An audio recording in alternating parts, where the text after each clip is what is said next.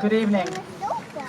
I was asked to say a few words, but I have to admit that in times like these, there are often no words that adequately illuminate an understanding of how something so heinous can ever happen in our world. Now is the time for grieving and for honoring those whose lives were lost. In time, we might ask and try to understand what it is that gives rise to such hatred. As members of the human race, we are all compelled to seek out community, to seek out our fellow human beings in search of a sense of solidarity. And in so doing, we sometimes reach out, more often than not, to those who are most like ourselves, seeking community in a group that is just like us.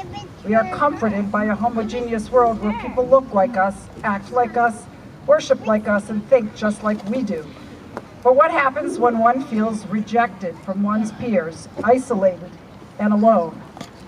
Anger, blame, bigotry, despair, and hatred result. Here in Lexington, we strive to recognize this and act instead to ensure that we reach out with open arms, to welcome all individuals regardless of their backgrounds, religion, race, sexual orientation, or creed. We accept all people as they are for who they are. We recognize that every child of the universe is our brother, sister, and friend. We strive to be tolerant of our differences, and we cherish our Muslim neighbors.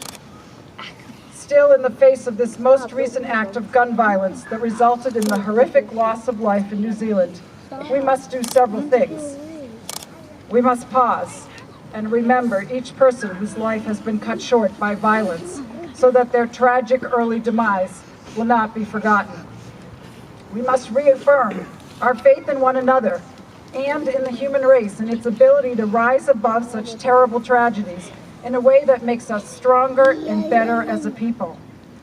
And we must reaffirm our commitment to one another and the cause of social justice and action to prevent such massacres from ever occurring again.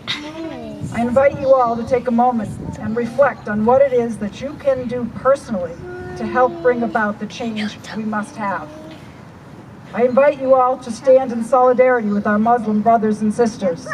And I encourage you all to go forth with love in your hearts for one another.